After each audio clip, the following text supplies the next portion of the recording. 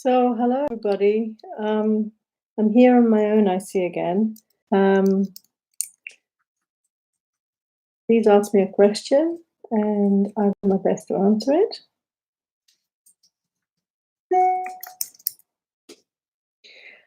Okay. Well, where do I start? Okay. Let me introduce myself. It's what I usually do. I'm going to do this maybe for about a half an hour. But as I said, let me introduce myself first of all. My name is Lena Fenton, and I am a couples and individual sex therapist counselor. I've been in private practice since 1994.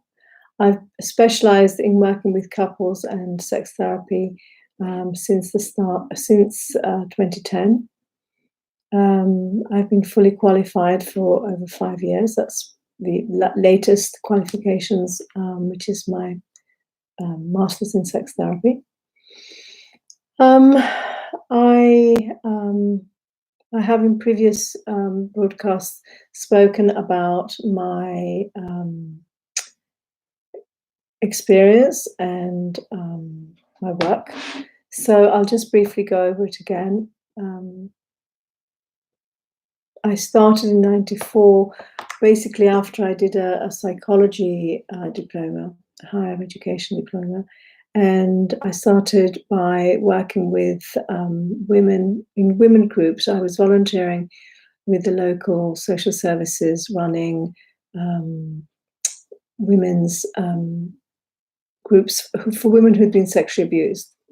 And I guess my work developed from there, really. I kind of stayed with that client group for about 10 years, working with all kinds of fairly extreme forms of abuse, women who'd been part of paedophile rings, where the whole family was involved, where there was some ritualistic stuff, all kinds of things, really. I also, for about 5 or 6 years, worked alongside, as an independent practitioner, alongside the local mental health unit. So I saw, the severe end, I guess, of the kind of long-term effects that can happen to a person who's been fairly severely abused as a child and possibly throughout their teens too. So in the early 2000s, I decided that I wanted to add more skills to my qualifications, and so I qualified as a life coach. I then did a training in neurolinguistic programming, and I got my master practitioner qualification from there.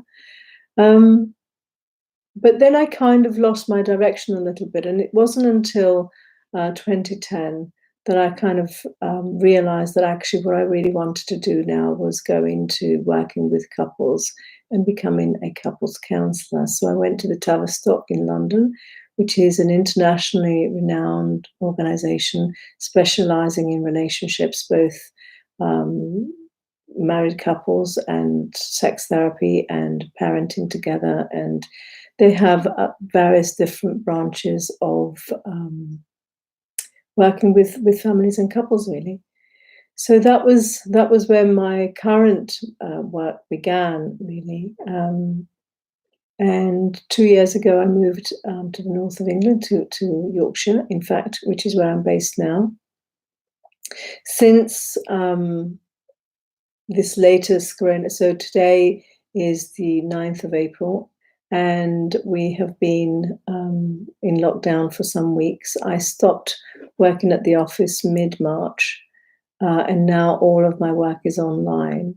I'm offering this broadcast twice a week for people who may be struggling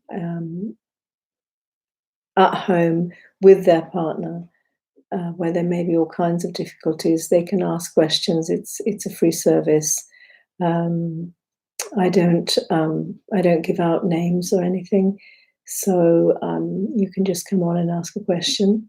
If you're watching this at any point, and you know of somebody that needs some support like that, It's free. Please ask them to get in touch with me or to get in touch. I'm going to be on every Tuesday and Thursday afternoon for up to an hour from about 3:30. I'm going to try and make it a fixed time, but I different appointments. As a therapist, basically your day can change from moment to moment. But somewhere from 3:30 to 4:30, I will be online, looking to answer people's questions. At the moment, I'm not seeing anyone asking questions. I'm not sure if I can't see anyone that's on. So perhaps I will just talk a little bit about the kind of two things really that I have on my mind today about this whole kind of lockdown situation. One of them is loneliness. And I think that loneliness is vastly underestimated. What I mean by that is that I think that loneliness actually is a very difficult thing to sustain. I think that human beings are not biologically or psychologically designed to be alone. I think we get used to it. I think we can like it to some extent, but I think it should be a choice rather than something that you should be happy with. And in any case, I think one of the things about human beings is that we're always striving for balance. And there is always a tension between one's need for connectedness and social experience and one's need for solitude and quiet introspective time, and how much you need of either is often a very unique and individual thing that you kind of have to figure out for yourself. It's difficult to prescribe how much alone time you might need and how much together time you might need. And I think this is one of the difficulties that couples have, that they can take it personally if one person says, I just need some headspace, I just need some time alone. It's sometimes difficult for the other person to not feel rejected, to not feel unwanted. And one of the things that I suggest is that you need to be able to say, I just need some time with me. It's not that I don't want to be with you, but I just need some time with me. So that's for the individual that perhaps needs a little bit more alone time than their partner. And that's very different to being alone when you have no choice, when it's when you don't have a partner, when you don't have family. That level of isolation and solitude, I think, is really very psychologically punishing. And I think, if you think about it, it's the one thing that we do to the worst kind of criminals, beyond locking them up, locking them away. If they then misbehave or continue to misbehave in prison, we then put them in isolation. So that's like the worst kind of punishment that we actually give out to people. But also, I think teenagers suffer it a great deal. They can be very, very lonely, even whilst they're in a group or even whilst they're at school and seeing people all the time. But it's a kind of loneliness where you feel disconnected. And I think that kind of borders on to depression, which is another thing again. I think that we have to be able to distinguish between what is loneliness, what is disconnectedness, what is that feeling of being set aside, a kind of like feeling that you don't belong in society, you don't belong with people. That's another kind of, I think, and perhaps another kind of depression. But I think what I'm thinking at the moment really is individuals that are, normally live alone anyway, but that tend to go, have a social life outside of their home, and who can't have that right now. And I think that that's very difficult,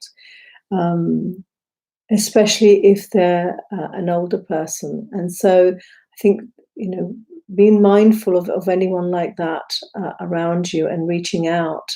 And if you yourself are in that situation, making that little bit of an effort to pick up the phone and make phone calls, um, or reach out in whatever way is available to you, that's non-contact, non-physical, is really important, and not to underestimate that need, not to dismiss that need, really.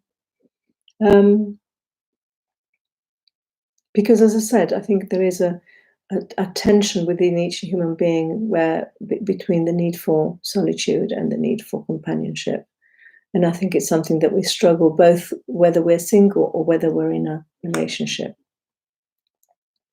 That was one of the issues that has been on my mind this week. And the other issue that's been on my mind this week is those couples that are locked at home that are not getting on, and the kinds of difficulties. So that in the news, for instance, in the media, they've been talking about domestic violence quite a bit beginning of this week. But I think there are lots of difficulties that aren't specifically physical violence. I think that there is a mental, emotional abuse. There is oppression. There is coercive control. There are all kinds of things, and they're not necessarily usually extreme, but I think that they can be exacerbated, made worse by the enforced togetherness, the enforced staying at home, having to stay at home together, and not having much time or opportunity to be apart or to be away. And I think that can increase and intensify those negative aspects of the relationship, whilst at the same time, because we don't have a sense of how soon this will all end, I think it can also make it worse from the point of view of you're too frightened to address it. So maybe there's an issue that's really causing the relationship a lot of difficulties for you in the relationship, and yet that given that you're going to be here for weeks potentially, you don't want to address it right now, because then you're going to be stuck with that unresolved or unresolvable issue. I.e., you can't leave, you can't separate, or if you talk about it, it just it opens a can of worms that doesn't want to be opened, perhaps. I'm conscious that there are one or two people watching, and do please come in and do give me a question that I can respond to. Otherwise, I'm literally just kind of thinking out loud with you. I'm not sure how much interest you might have in what I'm talking about, or indeed how much I've got to say. I'm usually a listener, not a talker, so this is a bit of a challenge for me, actually. But it's my way of offering something into this fight against the horrendous microbe, really.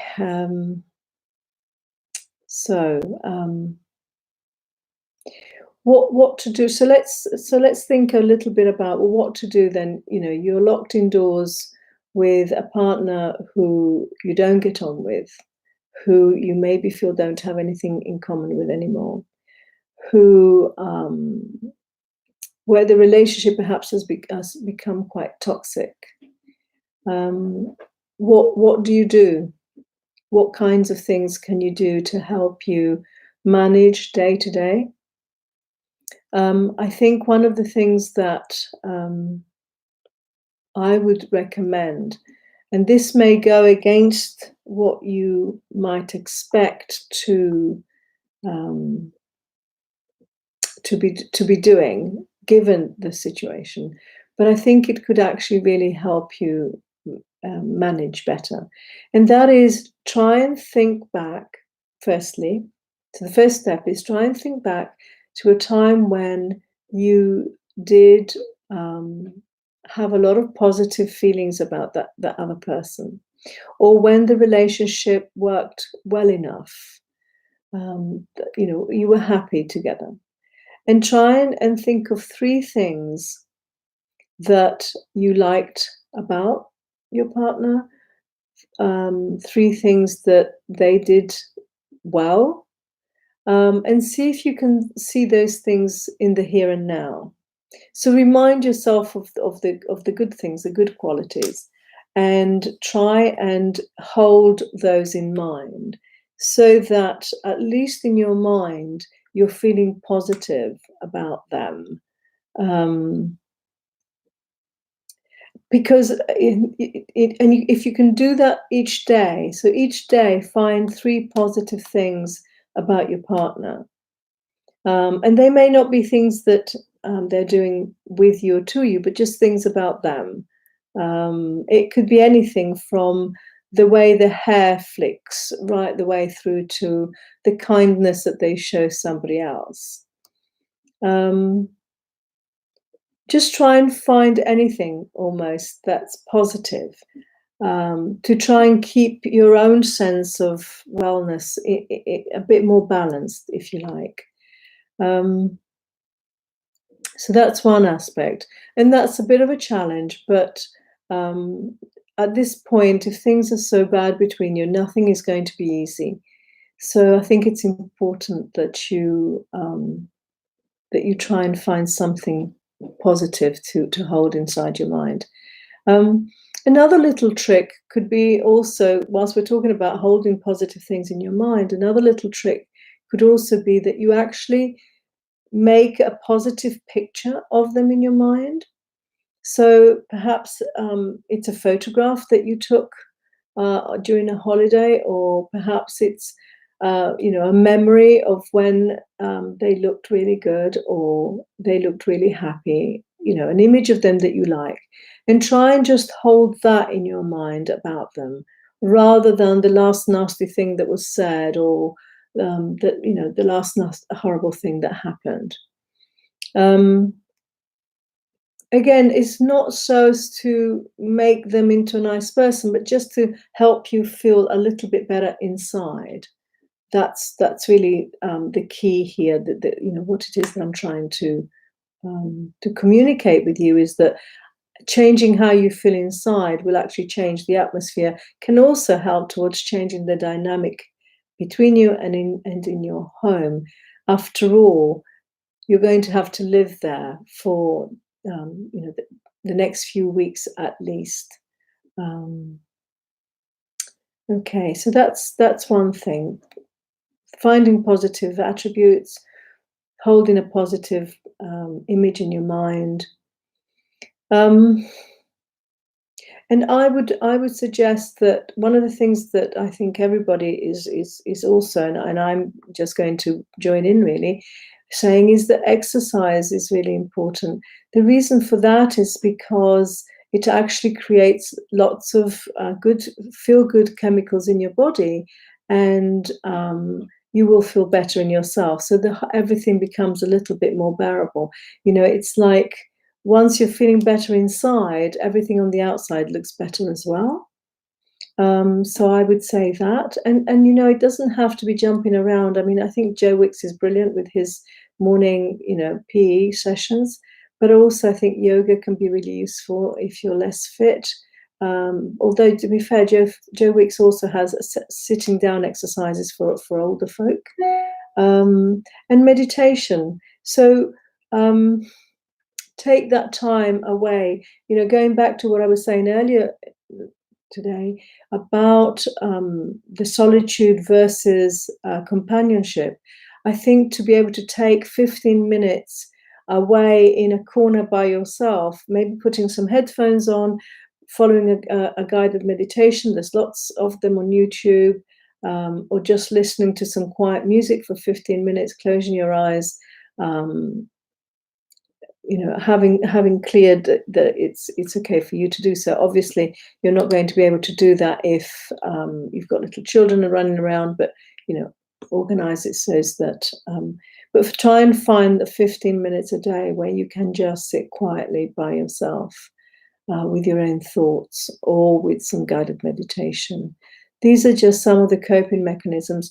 One of the things that I often recommend for couples who are struggling to connect is the mindfulness couple meditation, which you can also find on YouTube.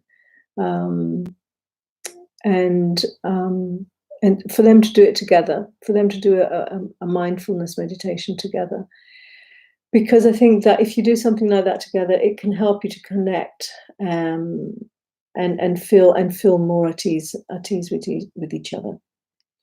I'm just trying to think what else. There's an old maxim which I've always thought to be very true, and that is that the family that plays together stays together. And I think we've lost the art of playing games, board games, cards, any of those things. I think are really useful in creating good feelings between people. In the same way as perhaps going out for a meal or going to the pub where you can just have some fun. I think you can do activities at home together, which I think bonds people and makes them feel, it settles something on the inside of themselves. I'm going to go the other way now. I want to talk a little bit about relationships in which there is violence. And I'm very mindful when I think about relationships with violence in them, of the fact that men can be victims as much as women. And whereas perhaps men are more likely to raise their hands, I think women can be quite verbally and emotionally violent. So I think I'm not.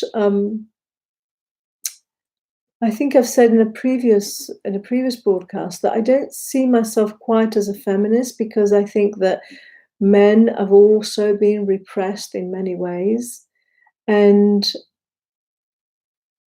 I know that men also sustain physical abuse too. So what I want to talk about really is the abusing partner, the violent partner, because I think it's possible, and I'm not going to talk about it in terms of men being violent, because for all the reasons I've already stated. But I do want to talk about why people or human beings get violent, what it is that brings them to that, apart from perhaps just habit. For some families, physical aggression is just how they, communicate.